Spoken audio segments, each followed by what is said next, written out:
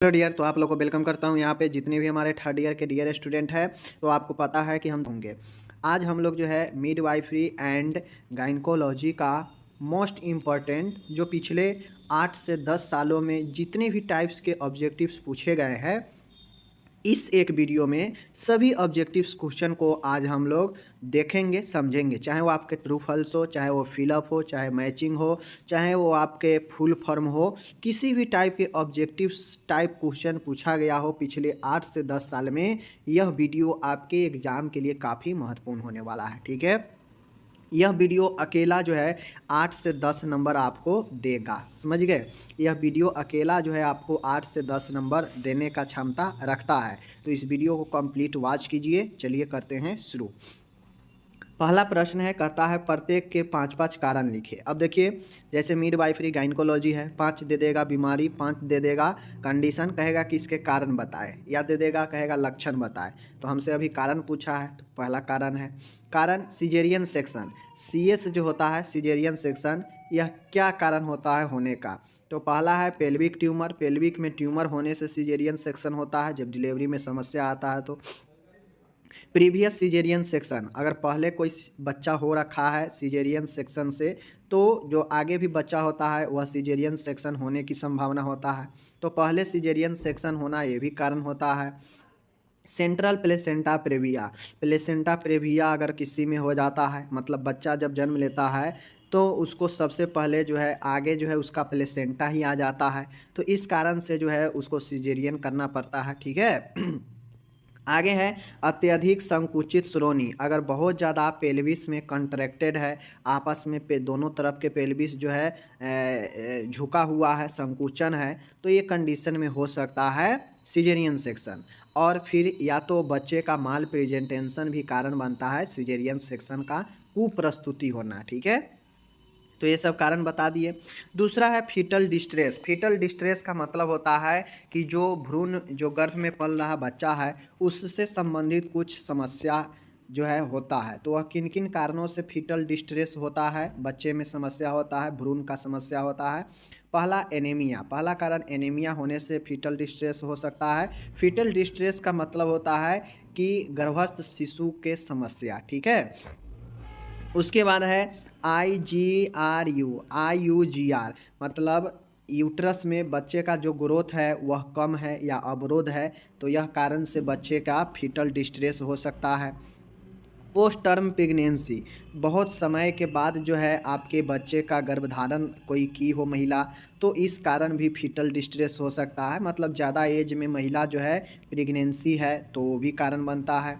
ओलिगोहाइड्रामेनियाज, मतलब जो तरल होता है जो आपके यूट्रस बच्चे के चारों साइड से जो घेरा हुआ एमनियोटिक फ्लूइड जो तरल होता है उसका मात्रा कम होगा तो बच्चे को प्रॉब्लम होगा, शिशु को। ठीक है, प्रेगनेंसी इंक्लूडेड हाइपरटेंशन, माता में बहुत ज़्यादा जो है रक्तचाप बढ़ा होना, ये भी कारण बच्चे को होता है फीटल डिस्ट्रेस का। तो ये सब फीटल डिस्ट्रेस के कारण है, बता दिए। आगे है मैटरनल डिस्ट्रेस।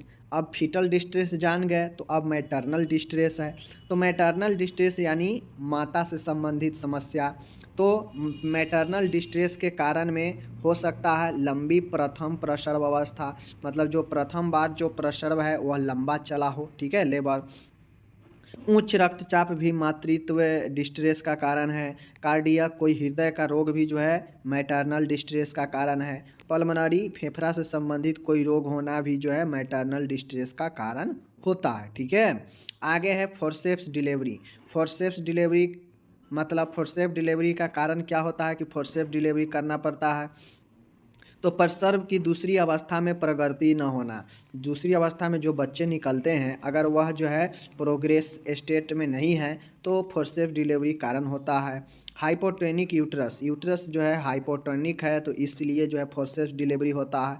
फीटल के समस्या है, भ्रूण गर्भस्थ शिशु का कोई समस्या है तो फिर जो है फोर्सेप डिलीवरी जो है करवाया जाता है। मैटरनल फैटिग, अगर मातृत्व बहुत ज़्यादा थकान होता है तो उस कारण से जो है आपके ये फोर्सेस डिलीवरी कराना पड़ता है, क्योंकि माता इसमें असमर्थ हो जाता है। माता जो है मैटरनल जो है असमर्थ हो जाती है थकान फैटिग होने के कारण। बच्चे को जन्म देने में तो फोर्सेप्स डिलीवरी का इस्तेमाल किया जाता है। प्रसव की लंबी अवधि, बहुत देर तक अगर प्रसव चलने वाला हो तो फिर जो है फोर्सेप्स डिलीवरी के जरिए डिलीवरी को करा लिया जाता है। तो ये सब कारण होता है फोर्सेप्स डिलीवरी का। ठीक है, आगे है पोस्टपार्टम रक्तस्राव। पोस्टपार्टम रक्तस्राव का मतलब होता है कि बच्चे के जन्म के बाद जो है रक्तस्राव होते रहना। तो ये किस कारण से होता है? तो ये तो होता है एटोनिक यूट्रस। ठीक है, प्रसव के तृतीय अवस्था का कुप्रबंध, अगर सही से थर्ड स्टेज का अगर प्रबंध नहीं किए हैं तो बहुत ज़्यादा ब्लडिंग होता है। रक्त का ना जमना, अगर ब्लड कोगुलेशन का कोई समस्या है तो ये चीज़ें होगा। चोट के कारण, कोई ट्रोमेटिक कॉज है तो चोट के कारण भी ये चीज़ें हो सकता है कि बच्चे के जन्म के बाद भी ब्लड जो है फीमेल से जाता रहे। लॉन्ग डिलीवरी, प्रसव अगर लंबा चला हो तो ये कारण बनता है। तो ये सब कारण है जो मैंने आपको यहाँ पे बता दिया, यह पीपीएच का कारण होता है। ठीक है, पीपीएच का कारण है, ये सब मैंने आपको बता दिया। ठीक है, रक्त का न जमना, प्रसव का तृतीय अवस्था का कुप्रबंध होना, एटोनिक यूट्रस, चोट के कारण, रक्त का न जमना, लंबा प्रसव, ये सब कारण होता है। ओके, अब हम लोग वहाँ पे देखिए, वो जो क्वेश्चन था ऊपर वाला वह था 10 नंबर में पूछा गया था। एक क्वेश्चन ऑब्जेक्टिव टाइप से था, लगा मुझे समझा दिया आपको, बाकी रियल ऑब्जेक्टिव यहाँ से शुरू हो रहा है। समझ गए?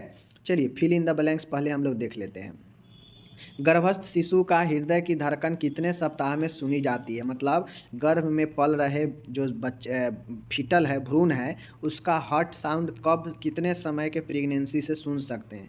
तो लगभग 6 सप्ताह के प्रेगनेंसी के बाद जो है सुना जा सकता है हृदय धड़कन गर्भस्थ शिशु का। ठीक है, प्रसव के बाद गर्भाशय में होने वाले ब्लीडिंग को क्या कहते हैं? ठीक है, प्रसव के बाद गर्भाशय में होने वाले ब्लीडिंग को क्या कहते हैं? लोकिया कहते हैं। लोकिया के साथ में बहुत सारे जो है चीज़ें जो है निकलता है और यही जो है आपके प्रसव के बाद निकलने वाला तरल होता है। ठीक है, पेरू को कहा जाता है पेल्विस। ठीक है, तो पेल्विस के कितने प्रकार हैं आपको मैं पहले बता चुका हूँ, एक बार और।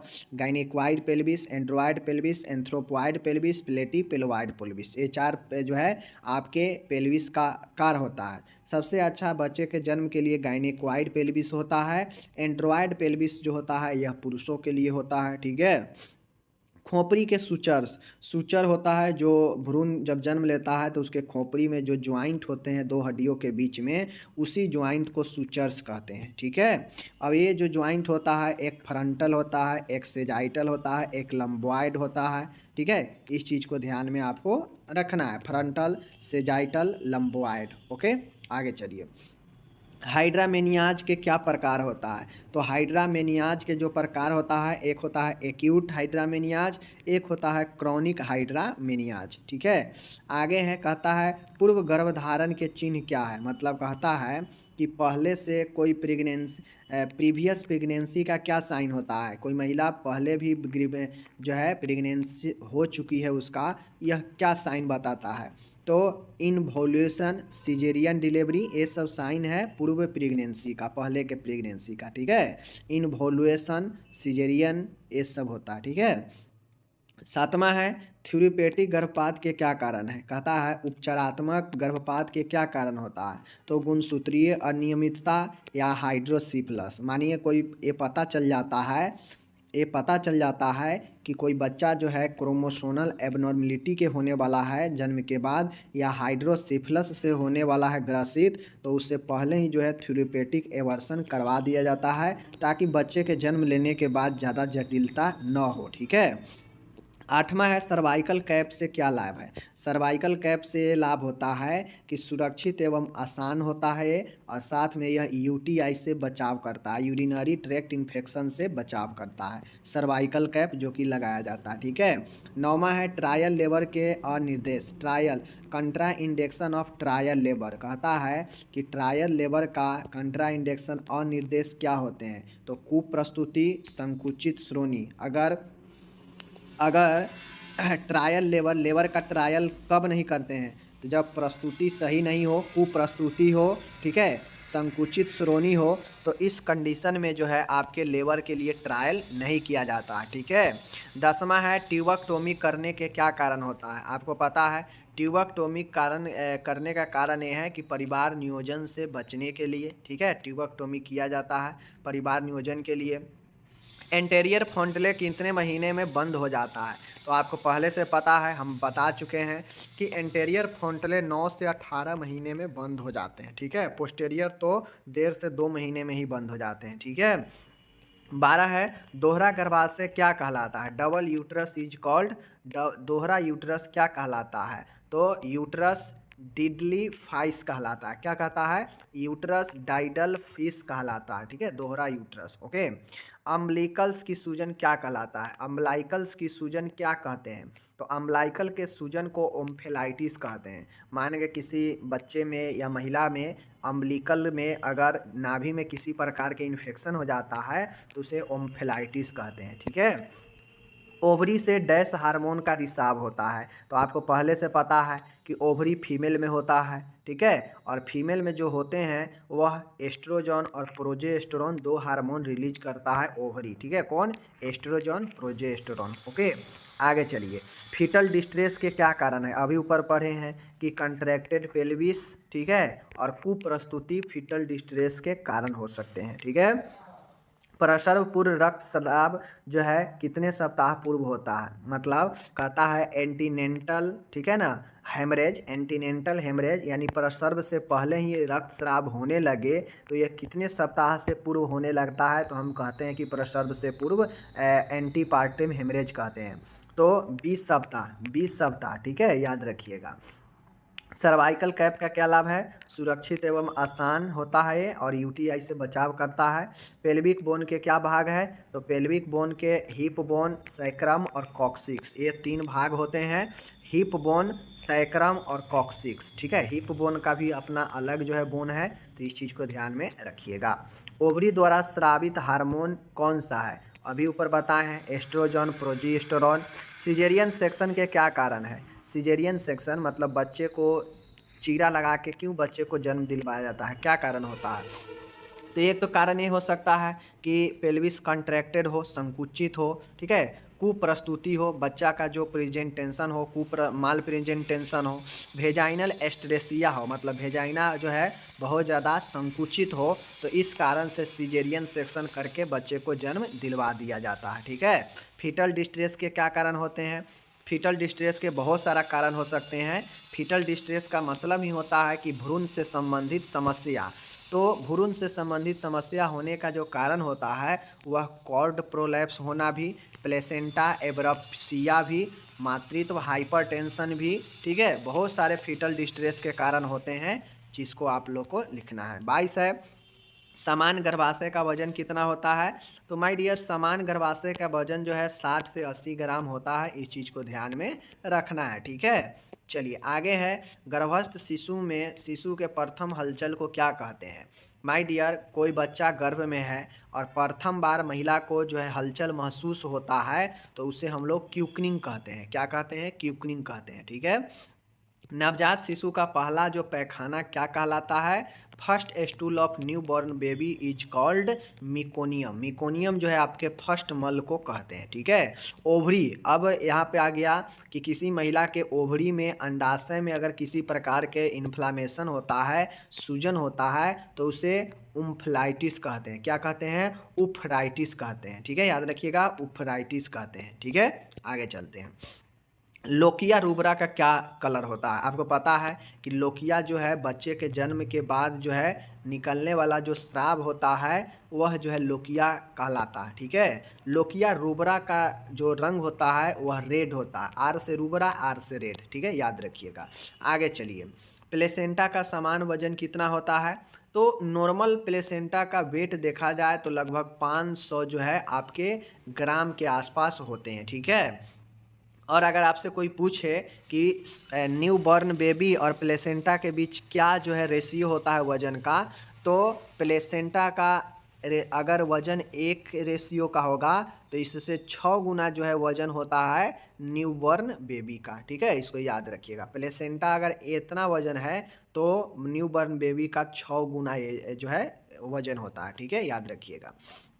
डिम्ब नली में निषेचन होने को क्या कहते हैं? तो डिम्ब नली में निषेचन यानी fertilization in the fallopian tube, इसे जाइगोट कहते हैं। जाइगोट का मतलब ही होता है कि डिम्ब नली में निषेचन होना। ओके, आगे है जब लिक्विड एमनाई समान से लिक्विड एमनाई, जिसे हम लोग क्या कहते हैं, एमनियोटिक फ्लूइड कहते हैं, एमनियोटिक द्रव कहते हैं, उसी को लिक्विड एमनाई भी कहते हैं। तो अगर लिक्विड एमनाई अगर समान से कम हो जाता है तो इसे ओलिगोहाइड्रामेनियाज कहते हैं। क्या कहते हैं?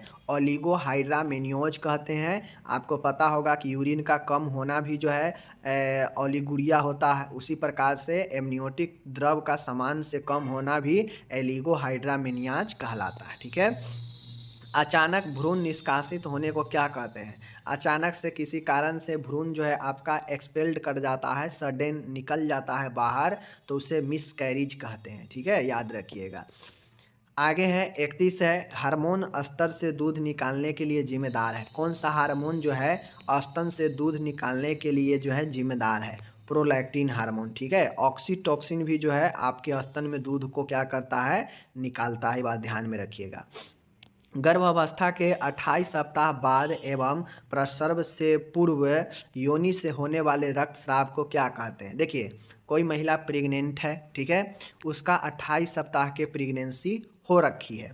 ये 28 सप्ताह के प्रेगनेंसी के बाद और जब तक बच्चा नहीं लिया है, मतलब लेबर से पहले, मानिए अगर लेबर का समय 40 सप्ताह है और 28 सप्ताह प्रेगनेंसी का हो चुका है किसी महिला का, तो इसके बाद और इसके पहले अगर जो है रक्तस्राव अगर योनि से होता है तो इसे क्या कहते हैं? तो इसे हम लोग कहते हैं एंटीपार्टम ब्लीडिंग। एंटीपार्टम ब्लीडिंग का मतलब होता है प्रसव पूर्व रक्तस्राव। ठीक है, तो आप लोग समझ गए कि प्रसव पूर्व रक्तस्राव कब होता है? 28 सप्ताह के बाद और बच्चे के जन्म लेने से पहले, यानी प्रसव से पहले का जो समय होता है, इस बीच की अवधि को एंटीपार्टम ब्लीडिंग कहते हैं, अगर ब्लीडिंग होता है तो। ठीक है, आगे है, कहता है वर्टेक्स प्रेजेंटेशन में जब ऑक्सीपिटो बिगमेटी का डायमीटर कितना होता है? माय डियर, सब ऑक्सीपिटो बिगमेटिक वर्टेक्स में जो प्रस्तुति का जो डायमीटर होता है वह जो है 9.5 सेंटीमीटर होता है। ठीक है, याद रखिएगा, ऑक्सीपिटो ब्रेगमेटिक, यह जो है फीटल के जो कपाल होता है उसके सबसे पहले तो मस्तिष्क से ही बाहर आता है बच्चे के जन्म में, तो उसी मस्तिष्क से ही रिलेटेड डायमीटर होता है ऑक्सीपिटो ब्रिगमेटिक, जो आपके वर्टेक्स प्रेजेंटेशन में 9.5 सेंटीमीटर होता है। ओके, एंड्रॉयड पेल्विस शब्द का प्रयोग पेल्विस के लिए है, तो यह एंड्रॉयड पेल्विस अभी ऊपर बताए हैं पुरुषों के लिए है। ठीक है, पुरुषों में ज़्यादातर पाया जाता है पेल्विस। मनोलियासिस का संक्रमण का कारण क्या है? आपको पहले पता है, मनोलियासिस को हम लोग क्या कहते हैं?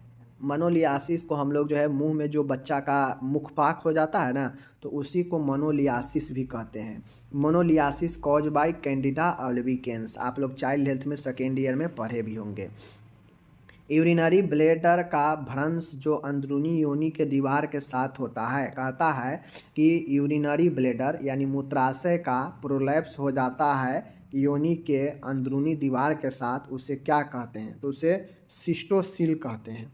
अगर मूत्राशय का दीवार और योनि का दीवार में अगर प्रोलैप्स हो जाता है तो उसे सिस्टोसील कहते हैं। ओके, आगे है, कहता है पेट के स्पर्श परीक्षण में गर्भाशय के पीड़ाहीन संकुचन को महसूस करना क्या कहलाता है? कहता है पेट के अगर आप स्पर्श करके परीक्षण किया जाता है तो गर्भाशय में अगर पीड़ाहीन संकुचन होता है, मतलब विदाउट जो है पेन के कंट्रैक्शन होता है, तो उससे हम लोग ब्रेक्स हिक्स संकुचन कहते हैं। क्या कहते हैं? ब्रेक्सटन हिक्स कंट्रैक्शन कहते हैं। ठीक है, याद रखिएगा, बिना पेन रहित। ओके, अब आता है निम्नलिखित का महत्व लिखिए। अब हमारे पास कुछ और ऑब्जेक्टिव है, देख लीजिए। गर्भ अवस्था में खून की जांच, गर्भ अवस्था में खून की जांच करने का क्या महत्व है? तो गर्भ अवस्था में संक्रमण व अन्य रोगों का पता लगाने के लिए, जैसे एनीमिया, रूबेला, HIV, सिफिलिस, इन सब के अगर पता लगाना है तो ब्लड जाँच ही तो किया जाता है, तो ब्लड जाँच का महत्व बहुत होता है। ठीक है, गर्भवती महिला का वजन लेने का क्या महत्व है? क्यों वजन लिया जाता है? तो वजन लेने से महिला के वजन का जांच करने से पता चलता है कि गर्भ अवस्था में शरीर का वजन सही कंडीशन में है या नहीं है, ठीक है, बढ़ा हुआ है या कम है। रक्तचाप मापने के क्या महत्व है? तो टेकिंग ए ब्लड प्रेशर, उच्च रक्तचाप का पता लगाना ताकि गर्भवती महिला व गर्भस्थ शिशु को किसी भी प्रकार के जटिलता से बचाया जा सके। तो जो महिला अगर प्रेग्नेंट है उसको जो है ब्लड प्रेशर मापना चाहिए और मापा जाता है, ताकि अगर उच्च रक्तचाप का पता लग जाए मापने से तो गर्भवती महिला और उसके भ्रूण जो है उसको बचाया जा सके अन्य जटिलता से। ओके, पैरों की जांच करना, एग्जामिन द लोअर लिम्स को क्यों जांचा जाता है? तो शरीर में द्रव की अधिक मात्रा व गर्भाशय पर दबाव से पैरों में सूजन हो जाती है। समय समय पर इसकी जांच जरूरी है ताकि किसी भी प्रकार के जटिलता से बचा जा सके। पैरों की जांच इसलिए किया जाता है क्योंकि सूजन जो है किसी महिला में स्पष्ट रूप से पैरों में पहले देखने को मिलता है। अगर पैरों में सूजन होगा, उसका अगर प्रबंध नहीं किया जाएगा तो वह जो है प्रॉब्लम क्रिएट करेगा। इसीलिए जो है पैरों को जांचा जाता है कि सूजन है या नहीं है, जिससे शरीर में अत्यधिक द्रव और गर्भाशय पर दबाव न पड़े, इसके लिए जांच किया जाता है। क्योंकि शरीर में तरल बढ़ने से ही सूजन बढ़ता है, ठीक है ना। मूत्र का स्वच्छ नमूना प्राप्त करना, तो मूत्र का स्वच्छ नमूना इसीलिए प्राप्त किया जाता है, मूत्र मार्ग में यूटीआई, प्रोटीन, शुगर, बैक्टीरिया आदि की जांच के लिए मूत्र का नमूना प्राप्त किया जाता है। तो मूत्र का स्वच्छ नमूना इसीलिए लिया जाता है, इसका महत्व ये है कि इससे जो है हम यूटीआई का पता कर सकते हैं, प्रोटीन आ रहा है, शुगर आ रहा है, बैक्टीरिया कोई है, इन सब के जाँच से पता कर सकते हैं, ये महत्व है, ठीक है। अब हो गया यहाँ पे समाप्त। अब हम लोग चलते हैं फुल फॉर्म की तरफ, ठीक है। फुल फॉर्म भी अच्छा पूछता है, देख लेते हैं। फुल फॉर्म में है आपके सामने AMTSL। AMTSL का मतलब होता है active management of third stage of labour. A for active, M for management of, T for third, S for stage of, L for labour. Active management of third stage of labour, AMTSL। Okay. EDD का full form estimated date of delivery, ये तो पहले से पता है, estimated date of delivery. BOH का full form होता है bad obstructive history. Bad obstructive history यानी जो है खराब जो है प्रस्तुति इतिहास, ठीक है। BOH bad obstructive history. Okay. LTT का होता है लेप्रोस्कोपी ट्यूबेक्टोमी। LTT होता है लेप्रोस्कोपी ट्यूबेक्टोमी, ठीक है। TT tubectomy, L for laparoscopy. Okay. IUCD होता है, पहले से पता है, intra uterine contraceptive device. IUCD intra uterine contraceptive device, ये चीज़ हो गया। आगे है PROM prolong rupture of membrane. Prolong rupture of membrane, P for prolong, R for rupture, O for of, M for membrane, PROM। Okay. AIDS का full form आप लोगों को पता है, acquired amino deficiency syndrome. Acquired amino deficiency syndrome पहले से पता है। STD सेक्सुअल ट्रांसमिटेड डिजीज होता है, ठीक है, ये भी आपको पता है। IVF होता है इन विट्रो फर्टिलाइजेशन। IVF जो देखते होइएगा आजकल काफ़ी प्रचलित होता है बच्चा पैदा करने के लिए, इन विट्रो फर्टिलाइजेशन होता है। ओके। LMP होता है लास्ट मेंस्ट्रुएशन पीरियड। LMP होता है लास्ट मेंस्ट्रुएशन पीरियड, ठीक है, ये चीज़ें याद रखिएगा। फिर से पूर्ण रूप हमें लिखना है। DUB क्या होता है? D for dysfunctional, U for यूटेरिन, B for bleeding. Dysfunctional यूटेरिन bleeding DUB होता है। ओके। APH एंटीपार्टम हेमरेज होता है, ठीक है, याद रखिएगा। आगे है BOH बैड ऑब्स्ट्रक्टिव हिस्ट्री, अभी बताएं। FHS होता है fetal heart sound, FHS fetal heart sound. Okay. CPD होता है सेफ्लोपेल्विक डिस्पर्सन, ठीक है, सेफ्लोपेल्विक डिस्प्रोपर्सन। CPD होता है सेफ्लोपेल्विक डिप्रोपर्सन। ओके।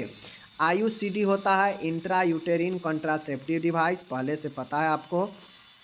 जोड़ी बनाना है, अब मैचिंग करना है, तो मैचिंग भी पूछा गया, ये सब पूछा गया ही बता रहा है, फालतू के नहीं, ठीक है।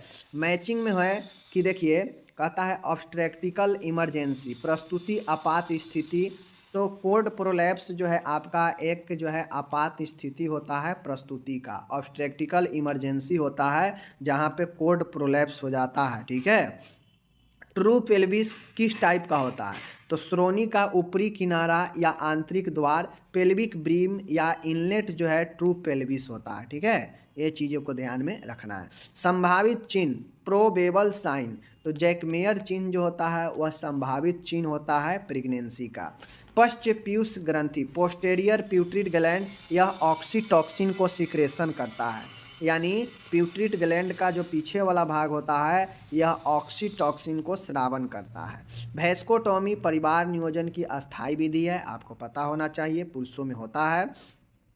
एमटीपी एक्ट 1971 में पारित किया गया, समझ गए, पता होना चाहिए।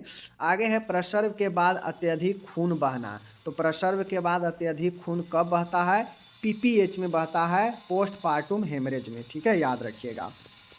आगे है गर्भाशय का वजन कितना होता है? 60 से 80 होता है, तो इस साइड 60 दिया था तो 60 ही राइट होगा। एनीमिया के उपचार हम लोग फॉलिक एसिड से कर सकते हैं, तो इसीलिए सही है।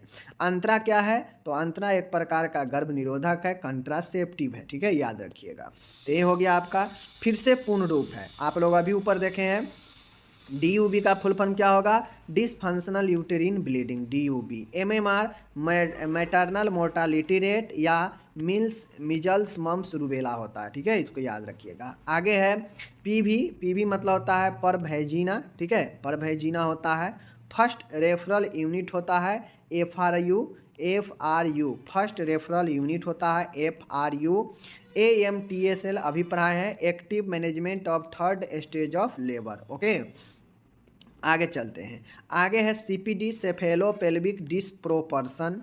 आशा होता है एक्रेडिटेड सोशल हेल्थ एक्टिविस्ट। आशा क्या होता है?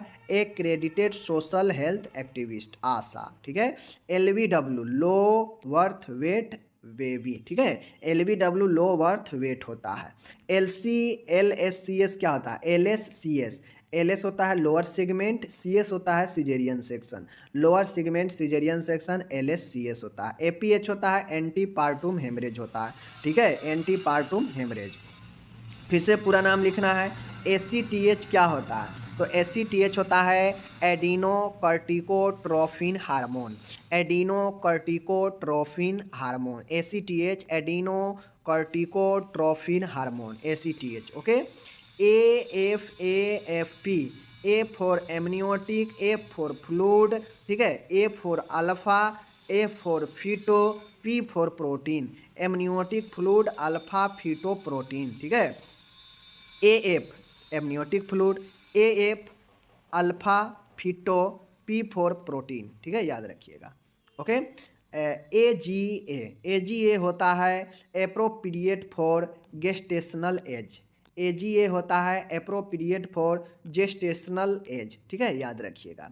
आगे है RBOW, R for rupture, O for of. ठीक है, B for bag, of for water, rapture of bag of water. ठीक है, RBOW rapture of bag of water. ठीक है, याद रखिएगा। AROM artificial rapture of membrane, artificial rapture of membranes. ठीक है, AROM याद रखिएगा। BOW bag of water, BOW bag of water. ठीक है। BPD by parietal diameter, by parietal diameter, BPD by parietal diameter, by parietal diameter. BAC breast self examination, BAC breast self examination. CHF congestive heart failure, C for congestive, H for heart, F for failure, ये तो second year में भी है। DVT होता है deep venous thrombosis, D for deep, V for venous, T for thrombosis, deep venous thrombosis. Okay, आगे चलते हैं। AMTSL पढ़ा चुके हैं, आप लोग रिपीट कीजिए। PROM prolong rupture of membrane. ठीक है, प्रोलॉन्ग अगर यहाँ पे रहता AROM artificial rapture of membrane होता। ठीक है, याद रखिएगा। अब हमको यहाँ पे सही गलत बताना है। सही गलत मीन्स सही गलत, ट्रू फॉल्स। एंटेरियर फ्रंटले 18 महीने में बंद होते हैं, बिल्कुल होते हैं, ऊपर आप लोग देखे हैं। कैल्शियम हड्डी और दांतों के लिए आवश्यक है, बिल्कुल आवश्यक है। ठीक है, याद रखिएगा। मासिक धर्म बंद होना गर्भ अवस्था का सकारात्मक चिन्ह है, गलत, क्योंकि मासिक धर्म ऐसे भी बंद हो जाता है, किसी समस्या से भी जो है मासिक धर्म बंद हो जाता है। तो मासिक धर्म बंद हो जाएगा तो ये मत समझ लेंगे कि हाँ जो है गर्भ अवस्था आ गया, ये किसी लड़की में भी हो सकता है, समझ गए। गर्भ अवस्था समय में रक्तस्राव होने पर योनि का परीक्षण नहीं किया जाता है। गर्भ अवस्था समय में रक्तस्राव होने पर योनि का परीक्षण नहीं किया जाता है। तो गर्भ अवस्था होने पर जो है आपके रक्तस्राव होना लाजमी बातें होता है, ठीक है ना। तो ये vaginal examination is contraindication in antepartum haemorrhage, बिल्कुल, यानी प्रसव से पहले अगर रक्तस्राव होता है तो ऐसा नहीं है कि योनि का जांच करने लगेंगे, ये नॉर्मल सी बात है। 1 साल के उम्र के बच्चे को शिशु कहते हैं, सही बात है, इन्फेंट कहते हैं 1 साल से कम के बच्चे को। सूडोसाइसिस झूठी गर्भ अवस्था है, कहता है सूडोसाइसिस इज फॉल्स प्रेगनेंसी, सही बात है, सूडोसाइसिस फॉल्स प्रेगनेंसी। गर्भवती माता को 800 किलो कैलोरी की आवश्यकता होती है, गलत चीज़ है, ठीक है। गर्भवती महिला को ऐसा नहीं है कि 800 किलो कैलोरी की आवश्यकता होता है, गलत चीज़ है, ठीक है। जन्म का वजन 8 माह में डबल हो जाता है, ये भी गलत है। कितना में डबल हो जाता है आप लोग कमेंट कीजिए, पहले पढ़ा चुके हैं, ठीक है। ओवरी के सूजन को सल्फेंजाइटिस कहते हैं, ओवरी के जो सूजन होता है क्या उसे सल्फेंजाइटिस कहते हैं, गलत। सल्फेंजाइटिस किसको कहते हैं कमेंट कीजिए, पढ़ा चुके हैं। नए जन्मे शिशु का वजन 2.5 किलो होता है, तो बिल्कुल सही है, नए जन्म जो बच्चा है उसका वजन जो है 2.5 किलो हो या थोड़ा ज़्यादा हो थोड़ा कम हो, इतना के आसपास रहता है, सही है। अब फिर से पूर्ण रूप बताना है। EDD estimated date of delivery पढ़ा चुके हैं। आईवीएफ इन वेट्रो फर्टिलाइजेशन पढ़ा चुके हैं। वीवीएफ, वीवीएफ होता है vesico vaginal fistula, VVF vesico vaginal fistula, V for vesico, V for vaginal, F for fistula, ठीक है। आईयूसीडी पढ़ा चुके हैं। एआरएम पढ़ा चुके हैं, आर्टिफिशियल रैप्चर ऑफ मेम्ब्रेन, ठीक है, ARM artificial rapture of the membrane, या इसी को ए रॉम भी पूछ दे तो वही होगा, ठीक है। आगे चलते हैं। एड्स बता ही दिए हैं, AMT-SL भी बता ही दिए हैं। तो इस प्रकार से माय डियर हमारा प्रश्न होता है समाप्त। लगभग मैंने आपको 100 प्रश्न यहाँ पे कंप्लीट करा दिया, 100 के आसपास।